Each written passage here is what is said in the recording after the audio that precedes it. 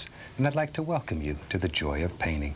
This is a 1-hour instructional tape designed to take you step by step through a beautiful painting project.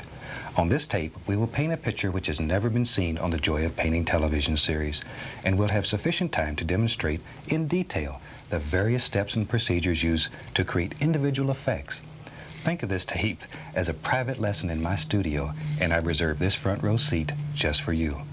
To start off with, I suggest you get a tall glass of iced tea, sit back, and view the tape in its entirety before you begin painting. This way you will have a preconceived idea in your mind of how the painting progresses and how individual effects are achieved. If any procedure is unclear to you, you may run the tape back and see again how an effect was made. Pay particular attention to the way the tools are loaded to achieve certain effects. A great deal of the magic occurs on the palette. Take your time. Work at your own pace. Speed will come with practice. This is the project we'll be painting today. I think you will find this painting fun as well as an excellent learning experience. I strongly suggest that you use this painting only as a guide and add your own ideas to it. We each see nature through different eyes, and your painting should reflect your visions, your personality.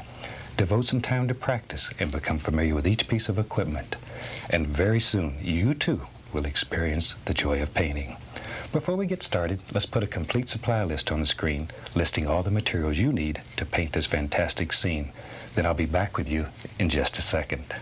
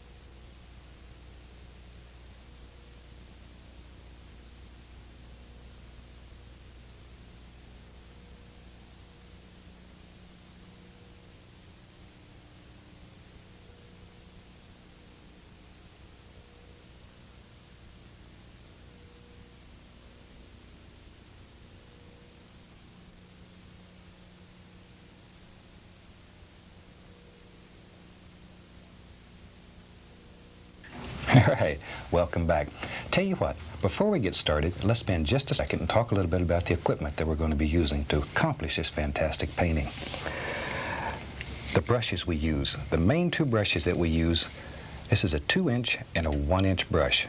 These are they're sort of our workhorses. These two brushes will do fantastic things. These are natural bristle brushes, and they're made specifically for painting. I know they look like house painting brushes, but they're made specifically for this style of painting. Okay. Two other pieces of equipment that we use are the painting knives. We have a number 10 painting knife, which is the large one. And with this knife, you can do some unbelievable things. You can make mountains, roads, rocks, stones, trees, houses. It's unbelievable what you can do with this knife. If you just spend a little time with it, it has to become your friend. And this is a small knife. This is the number 5 painting knife. It's basically the same thing, only smaller. And it sort of allows you to get into those little areas that are sometimes they're sort of hard to get into. And this smaller knife will allow you to get in there and work on detail. We use a number 6 fan brush. Now this is a bristle fan brush. It has a very nice spread on it. It's a very, very good brush. It has spring to it. It's not a soft fan brush. We use very firm paints, so this brush has spring to it. It's a little different than some of the traditional fan brushes that are very soft. And maybe the most important brush is a number 2 script liner brush. And with this little brush, we use this to add fine detail, and the most important thing of all, to sign our name to our painting when it's all finished. So this brush, as I say, it does the most important part. If you've watched the television series, you know normally we start off with a canvas that's wet and slick, and then we actually blend color right on the canvas.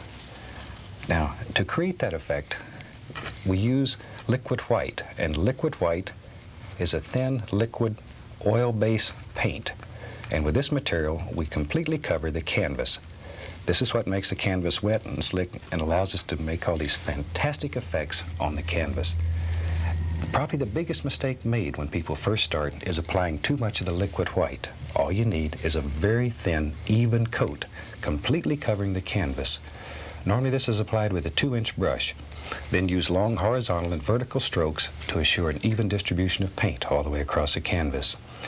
If you think that you might have too much liquid white on your canvas, clean and dry your brush, go back over the canvas with a clean brush, and it'll pick up the excess, and it'll make it just right for you. The paints that we use paints that are very, very firm.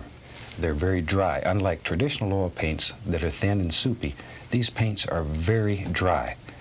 They're very thick in comparison to normal paints, and this whole procedure works around the philosophy that a thin paint will stick to a thick paint. So we start and we put a very thick paint on for our base colors, and then we can add layers of thin paint on top of that. It's very important that your paint be very, very firm. The paint I use is designed specifically for this technique of painting. One other little thing I'd like to show you is the palette. Now, when you're painting with big brushes, and we use these great big brushes, you need a large workspace to work on here. So this is a palette that I designed, which is made out of plexiglass, and it's very large, and it allows you a nice area to work on. And as I say, when you're using big brushes, you need a large area. Now, when you purchase your palette, it'll be clear. We've scuffed this one up so it doesn't shine on television and give big glares, but the shape will be exactly the same. These palettes are lightweight, they're easy to clean, and I think you'll really like them. Another thing that I get so many letters about, on the series, I beat the brush on the leg of the easel, and paint thinner goes all over the place. If you do that in your living room, you're going to be living alone soon, and your spouse is going to run you right out in the yard. One little thing that'll help a great deal. This is a brush beater rack, and this little rack, you just sort of put it down in the bottom of a waste paper basket, and it goes down at the bottom of the basket, and then you shake the brush inside of the basket, firmly beat the bristles against the rack, and that way you contain all of the mess inside of the bucket. You get nothing on your living room or wherever you happen to be painting. And it's very important if you want to maintain a happy relationship with your spouse. So I suggest you have one of those. With that, I think we've went over most of the materials, and we're ready to start. As I mentioned earlier, our first step is to cover the canvas with a thin, even coat of the liquid white. So let's go down here, and we'll just use the old 2-inch brush, and I'm just going to dip it right into the liquid white. We'll have about so much on the brush, and you can wipe the edges off a little. Okay, now we just go up here and we begin covering the canvas. When you're using a brush this large, it doesn't take too long. Just cover it, nice, thin, even coat. Okay, the canvas that we use, as mentioned in the supply list, are double primed, pre-stretched canvases. I find these to be absolutely the best for this method of painting. If you try to use a canvas board, you're going to find that normally there's cardboard in the center. It'll absorb your liquid white, and you end up with a dry surface. Since this is a wet-on-wet painting technique, you depend on that surface remaining wet throughout your painting. So I would suggest that you avoid canvas boards and single prime canvases. They'll cause you nothing but heartache. Okay, a little bit up here, and don't want this side left out. It only takes a second to cover the entire canvas. But be sure you do cover the entire canvas. You don't want to leave any spots that aren't covered. When your paint hits that, it won't slide. This is designed to be slippery. The paint literally slides on it, but it mixes with it at the same time. And this is an oil-based product. A lot of people confuse this with gesso, and gesso is a water-based product. It's used to turn the canvas white. That's your primer. Okay, now we just use long horizontal and vertical strokes, just to make sure we got a nice even distribution of liquid white all the way across the canvas. Like so. Another little trick that'll help you. I use a canvas that has a gray primer. So that way you can tell exactly where your liquid white's at.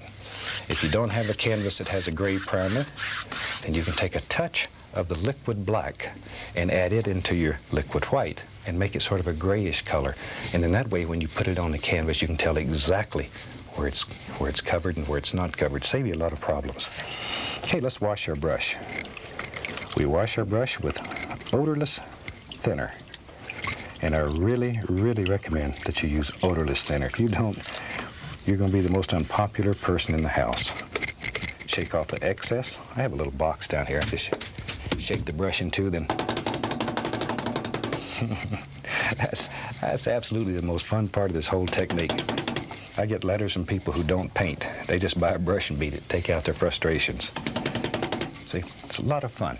Be sure this brush is dry. You might even rub it across some paper towels or an old rag. Be sure it's as dry as you can get it. This procedure, by beating it, really does dry the bristles quite well. You'd be surprised how dry these are. Now the fun part. Now we can begin painting. And I thought today we'd just do a nice little scene. If this is your first painting project, this is an excellent painting to learn how to use the equipment, and you won't believe what you can do in your first try. So let's go up here, and we'll start with a little bit of the phthalo blue. And I'm going to take just a tiny little bit out. Just pull a small amount out. This phthalo blue is very strong. All you need is a very small amount. Just turn the brush and then tap it. By tapping, it creates an even distribution of color all the way through the bristles. See there? Both sides, it's very even. And I always suggest you put a small amount in the bristles initially. You can always go back and add a little more. So son, we're going to try to take it off the canvas.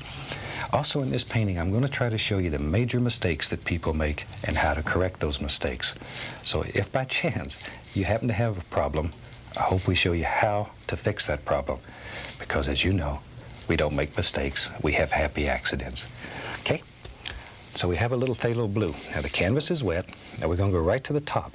When you're painting horizons, you want the top, or painting skies, I'm sorry, you want the top to be darker than down at the horizon. As it goes downward, it should get lighter in value. By starting at the top and working downward, this will mix with the liquid white, and automatically that will happen. This is a lazy man's way of painting. Use the paint, use the brushes, let everything happen. Okay, let's go back up here. Now start right at the top, and we're just going to make little X's. See there? Little X's or little crisscross strokes. Either way you want to call them. X's or crisscross strokes. This is just the way the teacher used to grade my paper in school. She'd go across it, make a bunch of X's, and hand it back to me. Okay, and then we can just blend it. I'm doing this very slowly so you can see every stroke. Just little X's, like so. And as you can see, as you work downward, it gets lighter and lighter and lighter. It's mixing with the liquid white, and that happens for you automatically. Automatically. You don't have to work at it. You don't have to worry about it. This style of painting takes a lot of the worry out of painting. It makes it easy, it makes it fun, and you can do it. You can do it. Now, I would like to have a sky that's a little bit darker. So as I mentioned, it's much easier to add color than it is to try to take color away. So I'm going to go back into the phthalo blue and add just a touch more onto my 2-inch brush. Okay, let's go back up here, and we'll go over here, and once again, still using little X patterns. Still using the X's. We'll just add in a little bit more color. I think I'll put a happy little cloud in the sky today. So you need, if you're going to use just white to make your clouds, which I am today, you need to have a sky that's dark enough so that when you put white paint on it, it stands out. Okay, see, still though it blends down toward the horizon, it gets lighter and lighter in value. Now when you're painting these at home, Don't worry about copying exactly what we do or the colors exactly. If in your world the sky is made with Prussian blue or lavender or whatever, use it, do it. Any way that you want it, that's the right way. Any way that you want it. Feel free to change it. All we want to do is show you a technique. Just want to show you the technique. Then we're going to turn you loose on the whirl. Here all I'm doing is using long horizontal strokes to remove any brush marks. And it'll make that just as smooth and nice. And you can do this as much as you want to blend it to any desired degree of softness. I like to leave little spots that aren't real blended, so it sort of looks like there's life in the sky. You can overblend this canvas and it just turns in, it looks like you pulled a curtain down. I like to leave some of these little happenings from the X patterns. You'll get little light and dark spots. Before you blend those totally out, look at them. You may like them. Continually throughout your painting, step back and take a look-see at it. It's sort of hard when you're standing this close to a painting to see it. Step back away from it and you'll be surprised at how different it'll look, and you can see it much, much better.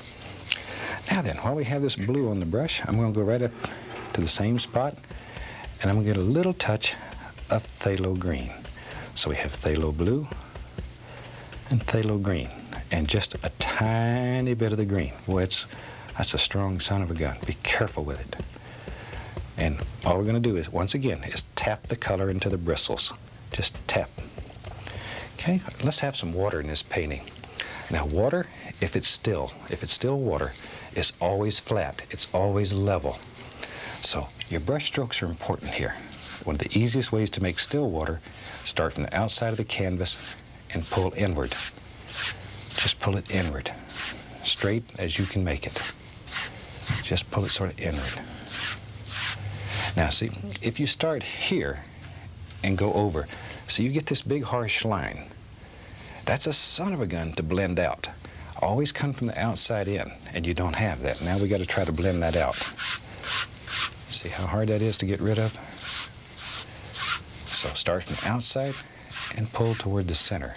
Save you a lot of problems. Make your life happier. Okay? Now then, same color. And we'll do the same thing on the other side, pulling from the outside in. Now I want to leave a little area open here in the center. So when I'm finished with this painting, it'll look like a sheen of light that literally plays across the water. Now you could go back, if you happen to paint it all in, you could go back with a little titanium white and add it back. But it's just as easy to leave it, just to leave it open. Okay. See, already it gives the impression that there's a little light just zinging through there and having fun.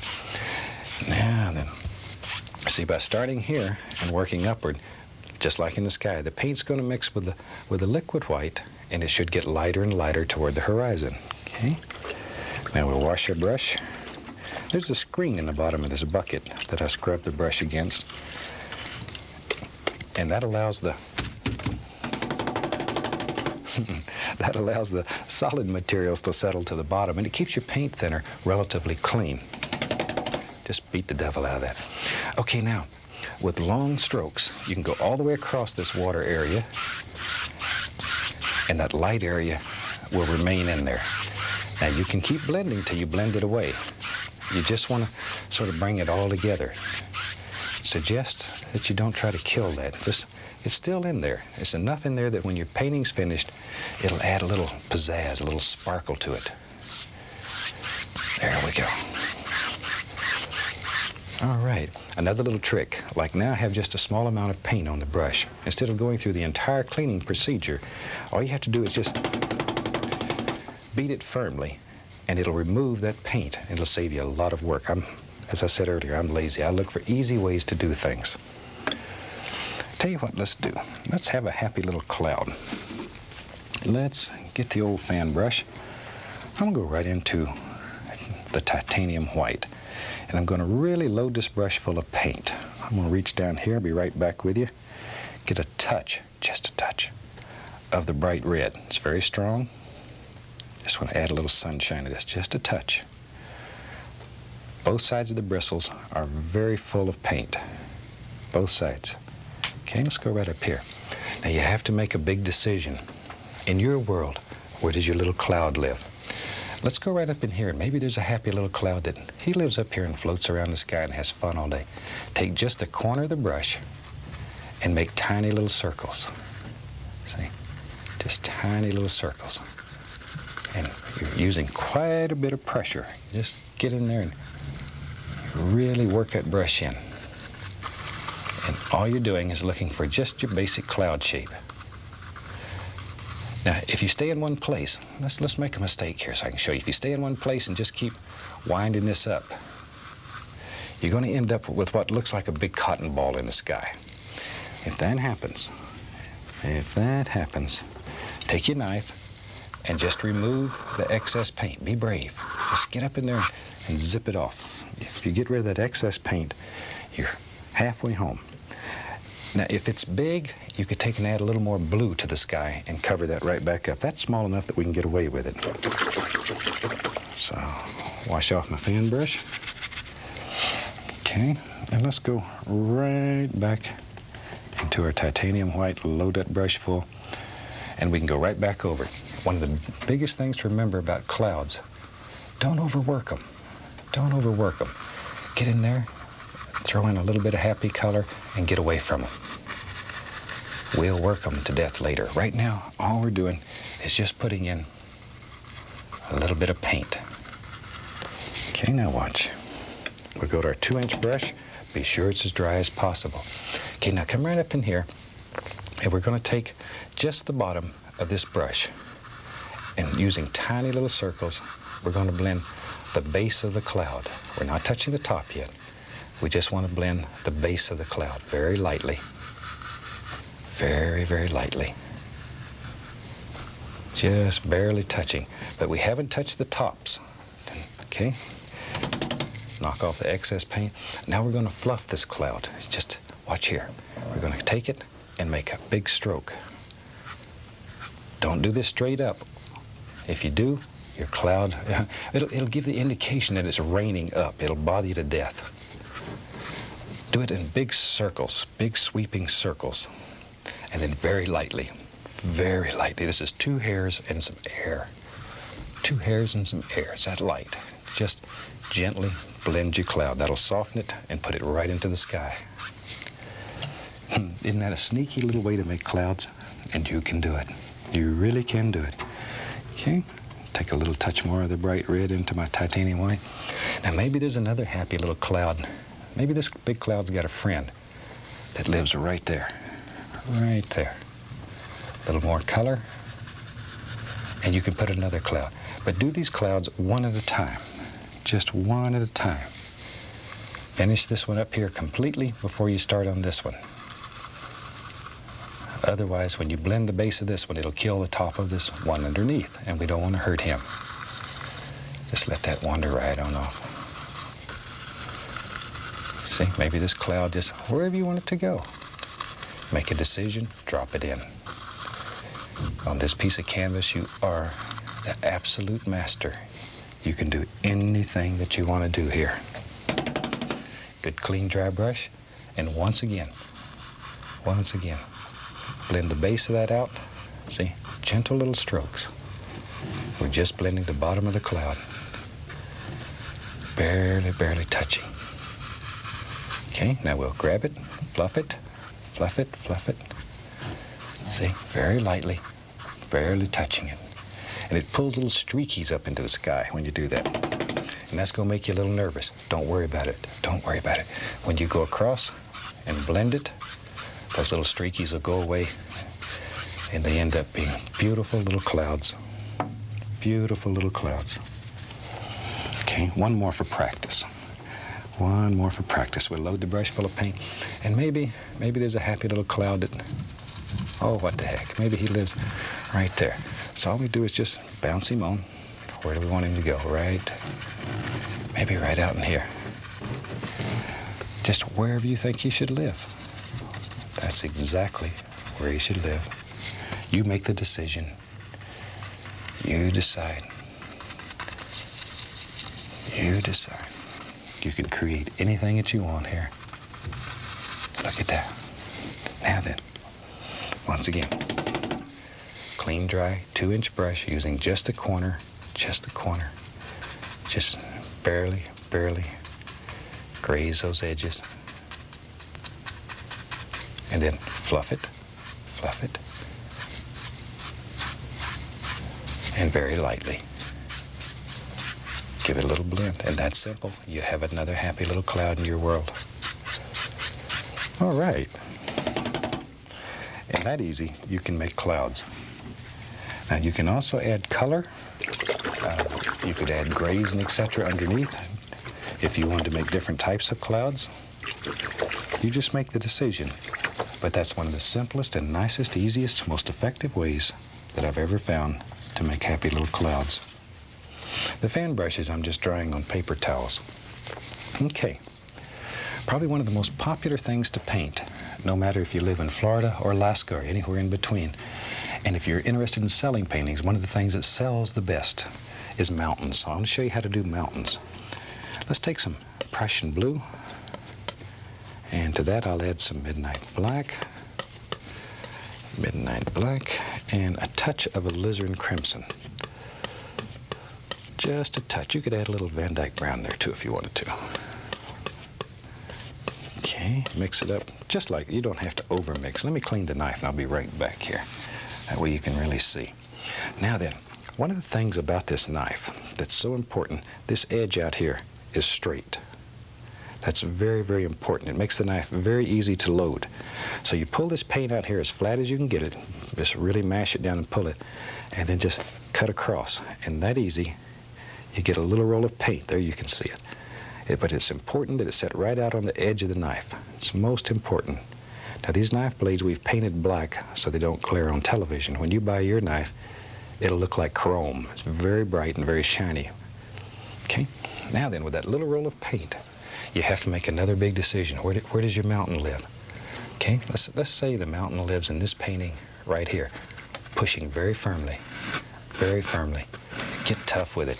This is where you take out your frustrations and hostilities. Just really get in there. You're really pushing hard. Okay. Now, you have to make decisions. Where do these little bumps live on your mountain? Little peaks. See, maybe one lives right there, okay? If that's where you want him, then put him in. You just sort of make a decision and let it go. Maybe it comes right on down. I don't know. The only thing that you're worried about is this nice outside edge up here. That's all you're in here. Look here. You could care less what's happening in here. Now, with the knife, very firmly, you can probably hear, listen, that hard. Scrape off all the excess paint that you can get off. The more of this that you can remove, the easier the next step will be. Really get in there and give it a hard scrape. Really pull it, scrape it. Remove all that excess paint. Okay, now then, one thing about painting mountains, and this is very important to make your mountains look right. If you can see the entire mountain, it's always more distinct at the top than it is at the bottom. And the reason for that is, at the bottom of the mountain you have mist, and now we have this wonderful pollution. But these things, they break up and diffuse light and make it look soft. The mist lays down at the bottom of this mountain. So once again, if you can see the entire mountain, you want the top of it to be more distinct than the base. One of the nicest ways to create that effect, come right here and watch. Take your 2-inch brush, and because we have liquid white on the canvas, this paint will move. You can grab it firmly, pull it. See how that just blends right off into nothing? You can create this illusion of mist just by allowing it to blend right into the liquid white. That easy. Just grab it and pull. Look at that, isn't that super? Now if you're painting mountains that are far, far away, this may be sufficient. You may not need to even add detail to it.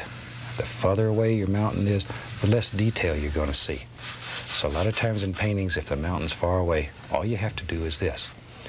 And you can pull, and using brush strokes, you can create the illusion of highlights and shadows. Look at that. See, you can see all kinds of things in there, and you really haven't done anything. And in some paintings, this mountain could be considered finished if it was far enough away. If you want to look closer, then you add more detail to it. But this is also an excellent way, using brush strokes, to lay out highlights and shadows, to determine how you want the mountain to look without being committed. Because until we touch it with paint, you can do anything here that you want to do. So I tell you what, let's do here. Clean off the old knife. Let's take some of the titanium white. Titanium white, and we're going to pull it out as flat as we can get it. I mean, just get tough with it. Pull it out. Mash that knife down there very hard and pull it out. Okay, let me clean the knife off so you can see well. Now, once again, we want to load that little roll of paint. So go right down here, just cut across. When you have a straight edge on your knife, that's all you have to do. See there? That little roll of paint lives right out. Look at there. You can see right on the edge of the knife. It's most important you get in the habit of loading that knife that way every time. It'll work the best for you if you do that, okay? Holding the knife is also very important. Okay, let's go right up here and look at this knife. One of the best ways that I have found to hold the knife is to take your thumb and forefinger and hold it right on the metal furrow, right there. Hold it with those fingers. These back here, they just sort of rest on the handle and they drive. This handle's tapered. It's designed to fit the hand, okay? See, your fingers they're like the bus driver. Leave the driving to us. They do the driving back here. Thumb and forefinger, that's all you need. It's almost a natural tendency to want to hold the knife like this, and the first thing that happens is you drop your finger on that blade. When you do, you're applying tremendous amounts of pressure, and you can't control it. So if you use that finger here, then you have nothing left to drop on the blade. Okay, now then, when we put snow on this mountain, we want to make it break, or we want to make it have holes in it. One of the hardest things to do in this technique, touch, put the point of the knife at the point of the mountain, and no pressure at all. Just let that knife glide. Let it glide right down the side of that mountain. Follow the angles in your mountain. And normally, you need to reload the knife between each stroke. Okay, let's do this one right here. Maybe right here. Look at that. See? No pressure. No pressure. When I was teaching my son Steve to paint, I used to tell him just to pretend he was a whisper, and he'd float away if he wasn't careful. Just float away. Yet his hand weighed absolutely nothing. There. Okay? Now then, sort of decide where light's going to strike your mountain. If you're right-handed, you'll find that normally it's easier to have the light coming from the right side in all your paintings. That's just sort of a natural tendency for us right-handed people. If you're left-handed, it varies, because left-handed people, unfortunately, have been forced to do right-handed things all their life. So left-handed people should try it both ways and see which is most comfortable for them. Okay, now then, let's go in here and begin adding some little details wherever you think they live. Notice the angles. All the angles of highlight, or the white color, are going in the same basic direction. Because light's coming across here, it's only going to hit in a given angle. Okay, let's go right in here and just add a little touch more. Now then, tell you what, see, there's a peak up here. Now you have to make a decision whether this peak lives in the back or in the foreground. Let's just grab this. Maybe let's have it living in the foreground today. See, that easy. That easy. You can change a mountain. Did you know you had that kind of power? On this canvas you do. On this canvas you have unlimited power. See, and just decide where little peaks and valleys live. But notice the angles are still all going basically the same direction. That's most important. Okay? And I said we were going to show you some of the most common mistakes. Let's do it over. We'll do it right here on this one. The most common single mistake made in this is people get this effect. When that happens, or it ends up looking like you iced a cake, the problem is one of two things. The most common problem being you're applying too much pressure. Let that hand float away. Take a weak pill if necessary. You know, no pressure. Just barely let the knife graze the canvas. In your mind, think only that little roll of paint that you put out on the end of the knife is touching, that the blade's not really touching. Just that little tiny roll of paint. It just floats across there. Should this happen to you, here's what you do. All you do is take your knife, just take your knife, and you do a mountainectomy. All you do is remove that. And you can take a little touch of your original mountain color, add it right back on top. Now, each time you do this, two things happen. Most important, you learn something. Every time you make a mistake, you learn from it. But the second thing that happens, each time you do it, your mountain will grow a little bit. These son of a guns will grow on you. And you can make them bigger, but it's hard to make them smaller. Then just pull that out, and you're ready to go again. All right. Let's take, and we will reload our knife with a little bit of white, and you can come right back in here. See here? And you can put that son of a gun right back in. That's one thing that makes this style of painting so special. It's just really hard to make an error that you can't fix, and you can't fix easily. These are easy errors to fix. Okay, let's put some shadows in this mountain. For that, we'll just use white, a little touch of Prussian blue. White and Prussian blue. Now, should you get a color too dark, if you keep adding white to this, you're going to end up putting all the white in the world in here. The best thing to do is put it over on the side here, put white here, and then add a little touch of that color to it. I hope that makes sense. It's easier to add color to white than it is white to color. Okay, that's not bad. I just wanted to tell you that because sometimes we get a color too dark and we just keep adding white. And son of a gun, next thing you know, it's covered up your whole palette. But pull it out flat, just like we did before. Cut off that little tiny roll of paint right out on the edge of the knife. Let's go up here. Now then, the shadows, we put the same way, using no pressure, but they go in the opposite direction. See how that just makes that peak, it jumps out. It becomes an individual. It has personality then.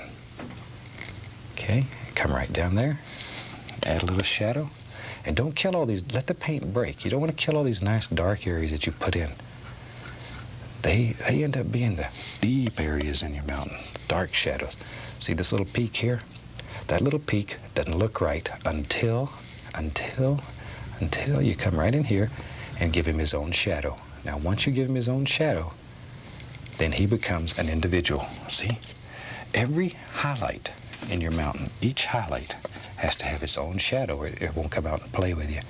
Now, you can take white and come back and, see, you can change the shape. You can create all types of illusions here, that easy.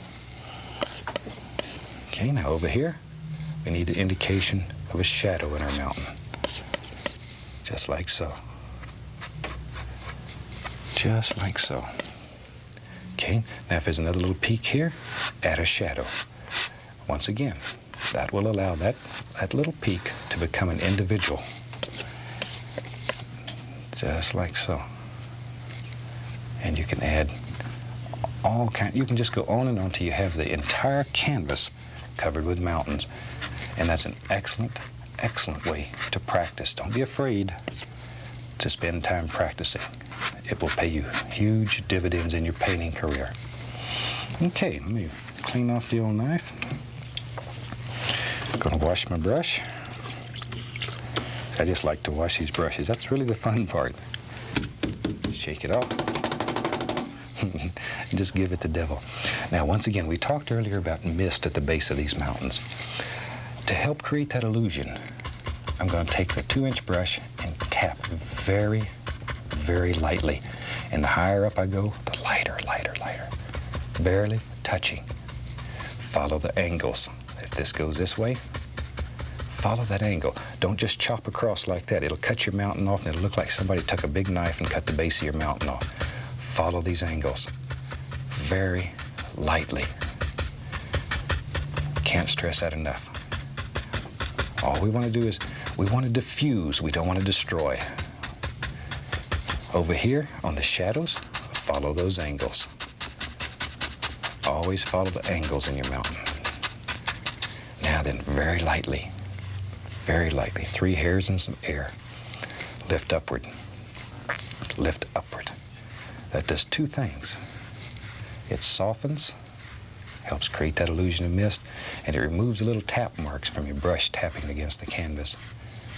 And look at that. See how that mountain just looks like it floats there, but yet in the mist you can still make out detail. That's fantastic. I knew you could do that. Knew you could do it. Okay. We got us a mountain. We can move right along now. Tell you what, let's have some fun. We'll just use the same mountain color today. And I'm gonna add to that, just with a brush, I'll reach up here and grab a little touch of sap green. A little sap green, we'll put a little more alizarin crimson in it. And I'll be right back here. Reach over and I'll get a little white. And I'll add in. So we just have the mountain color, a little touch of sap green added to it. And I'm just tapping in some color. Just tap it. Now, when things, I'm gonna add a little blue to that too, what the heck.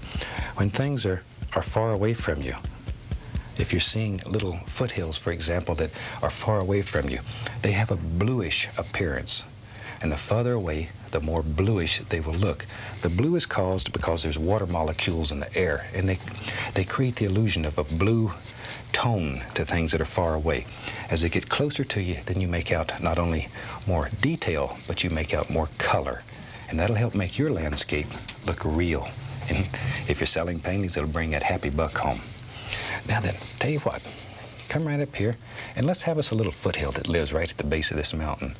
When you put this foothill in, don't kill all this misty area. If you kill all that mist, this foothill is going to go right up against your mountain, and we want it to look like there's a distance between it. Take just the corner of the brush and just begin tapping in a general shape. Just a general shape. And I'm sort of giving it a little downward pull at the same time. Just tap and downward. See, but that easy, you can make a fantastic little foothill. And it should look like just thousands of little trees that live far, far away back here. And you can create the illusion of all kinds of little things that are happening inside of that. Maybe there's little hills and valleys that live in here. See, just wherever you think they should be, that's where they should be. Just drop them in. Drop them in. Now then.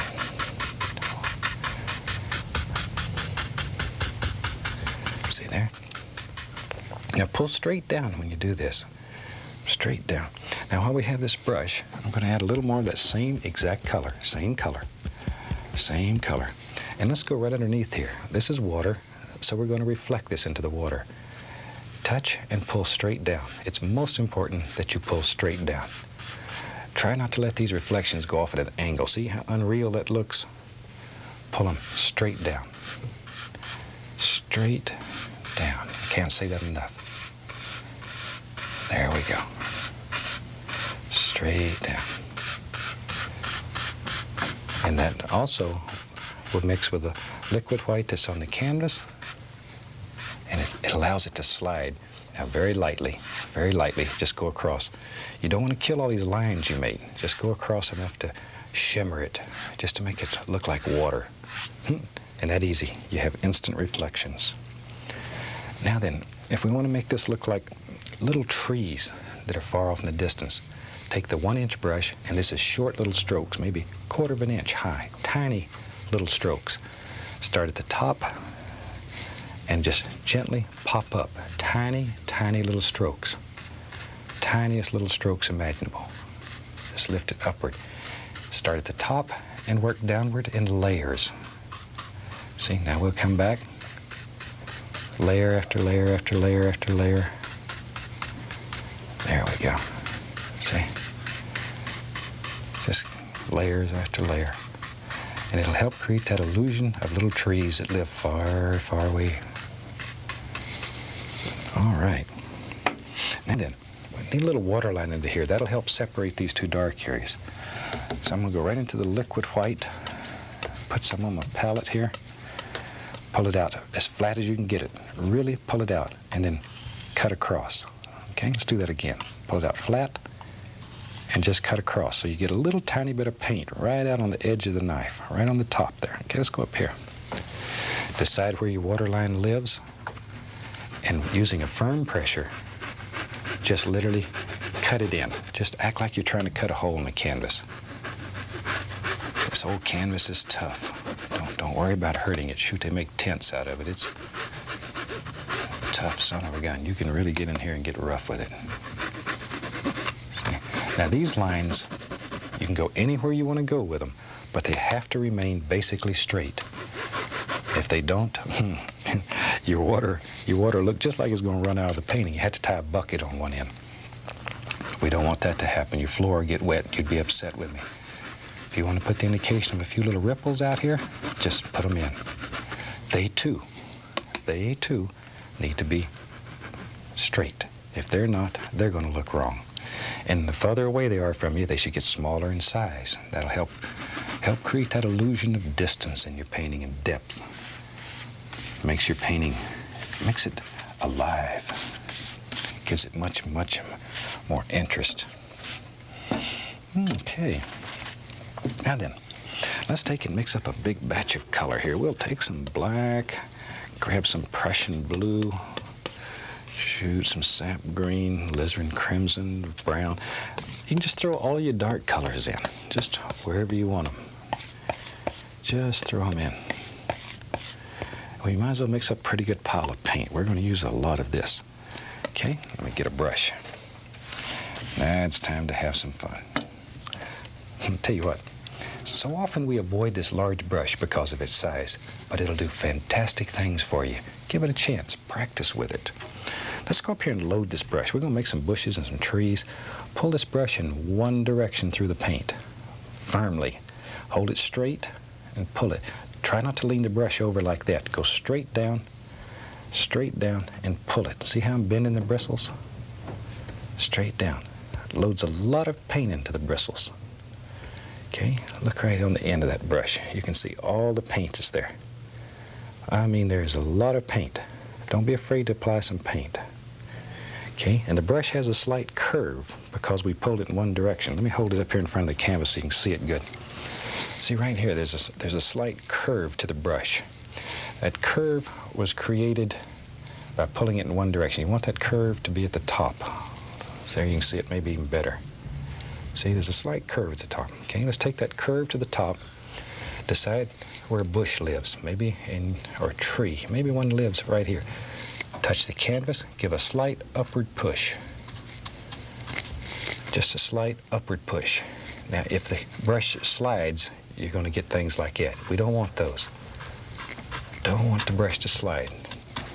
Now, push upward, turn the bristles, begin shaping and forming your tree. See, just keep pushing it upward. See, now you begin thinking about individual bushes and shapes that live down here in the foreground. This is where the fun really starts, because you begin creating your world. Always pushing that brush upward. Gives you a little indication of just happy little things happening all over. See them? Wherever you think they should live, that's where. Okay, tell you what. Maybe on the other side over here, let's have some fun. To give you some good practice. Let's just push in a huge one. He goes way on up above the mountain. That's a big son of a gun. But that'll give you a lot of wonderful practice. And if there's a secret to this style of painting, or for that matter, for any style of painting, it's practice. That's the only secret. See, push. See how that looks right there? If you let that brush slide, once again, you're going to get that kind of effect. Avoid that. Push it, bend it, come away from it. So you get that nice, airy, lacy look. Maybe this comes right on down into here. Wherever you want it to be. Wherever. Now we just fill this up. Still pushing in the same direction. That's all there is to it. all there is to it. It's very simple, and it works. It works well. You'll have fun doing it. All right, let's put some trunks in some of these trees. For that, I'll take a little dark sienna, a little touch of Van Dyke brown. We'll add some white to it. Now, we want to just pull that paint, see, so it's sort of marbled. We don't want to over-mix it. Don't want to, and then you cut across, get that little roll of paint, and all that marbled effect is still, see how it comes back? It's still there. You can load it right on your knife, and you have all those beautiful effects right there. Now then, maybe there's a happy little tree trunk that lives right in your tree. Touch, give it a little pull to the side. Choop, that easy. Let your trunk get larger toward the bottom. Normally, that's the way they are. See, as you go down, make them bigger. Now, one of the questions I'm asked all the time, do you start at the bottom, work up, top, and work down? Makes no difference. Try it both ways, and whichever way works for you is the right way. Now, watch here. Let's come right up in here. One of the cutest, neatest things you can do in this style of painting is just take the knife and cut right through the paint and make little sticks and twigs. Look at all of them. Now, when we put all the highlights or the leaves on all these trees, we're going to cover up most of these. Some of them will show through, and people will think they'll think you work for a week with a one-haired brush to put all these in. And don't you tell them no different. That's our secret. Okay, see, so just take the knife, just clean knife, just scrape through and let a little of the canvas shine through, wherever you want them. Just sort of, as I say, very few of these will show, but some of them will. If you want them larger, turn the knife. See, it gives you a bigger one, like so. Come straight down and give you a very fine one, so however you want them. Okay, now then, maybe one of the things that causes the most problems for people when they're first starting is highlighting these bushes. So let's go through the procedure. We'll start with a 1-inch brush. We'll use a 1-inch brush. We're going to dip the brush into liquid white, and we just, about that much. But dip it into the liquid white rather than putting liquid white on your palette. This way it's deeper into the bristles. See how deep it is? Okay. Now then, if you lay it on the palette, you're just going to get liquid white right on the tips, and we want it to be deep. Let's go into some yellow here. Yellow. I'll reach up here, I'll be right back. Grab a little sap green, pull it in one direction. See how you're bending those bristles? And keep the brush straight. Don't let it tilt over like this. If it tilts over, you're going to load the back corner. Straight, and pull it firmly through the paint. We put the liquid white in our brush only to thin this color. Because remember, a thin paint will stick to a thick paint. Okay?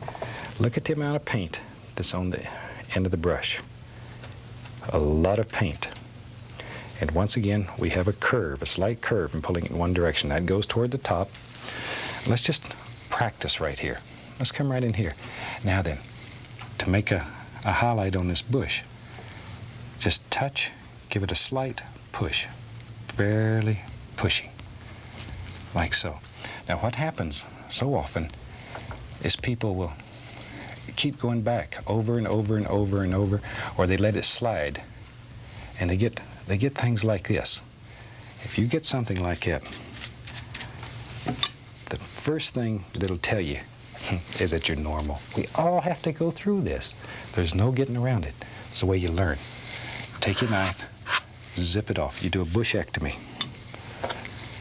Then you just take your dark color and put that bush right back in there. So really, no problem. And you can do this over and over until you learn to do it exactly the way you want it. Okay, we'll load the brush up, full of paint. Let's go right back up here. Now then, let's do a tree. Go right above the dark, push, just give it a little push, and begin forming it. Now if you have trouble making it stick, add the tiniest little amount of paint thinner, tiny little amount, tiniest little amount, and then it'll stick. See there? Now work with patterns on this. Don't just throw it on at random. Make little patterns. Think about limbs growing inside of your tree here. So there's all kinds of little things are happening in the tree. Don't kill all the dark areas. Sometimes this gets good. Oh, it gets feeling good, and you kill every bit of the dark. If you do that, your tree is going to get flat as a board. You need those dark areas. They're your friends. I'm going to use bright colors so you can see them on this particular painting. When you're doing it, you use whatever colors that make you happy. Maybe right in here is another little happy bush. But see, all you have to do is put them in. When you're doing this, work with one bush at a time. Don't try to put them all in at once. One little bush at a time. Okay, let's have another one that lives right here. Do the bush that's farthest away and work forward. Another thing that works well, take the side of the brush.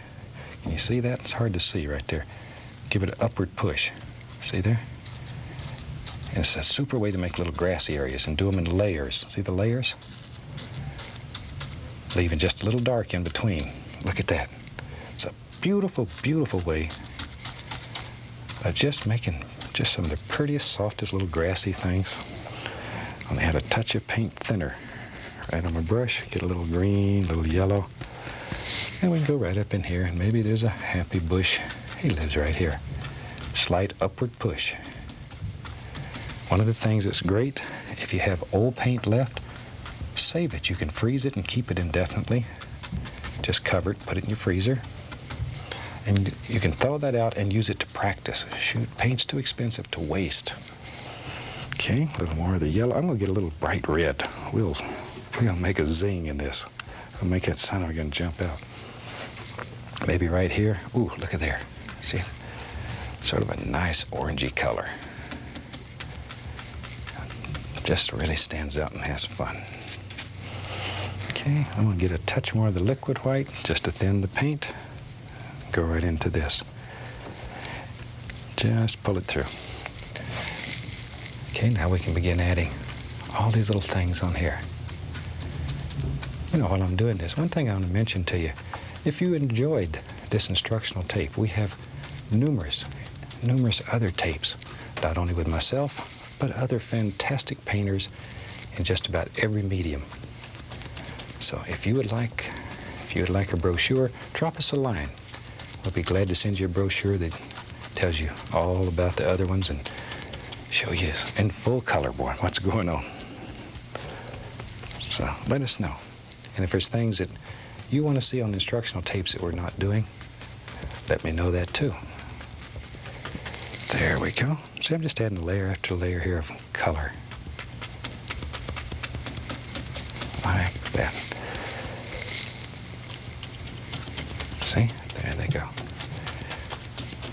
And do them in layers. That's what creates the illusion of depth.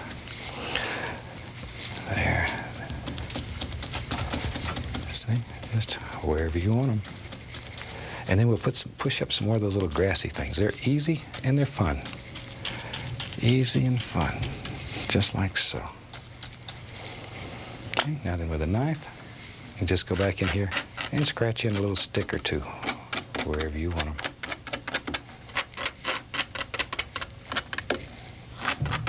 Like so. And that easy. You have a finished painting. I hope you've enjoyed this instructional videotape. I look forward to painting with you again. And from all of us here, happy painting. God bless.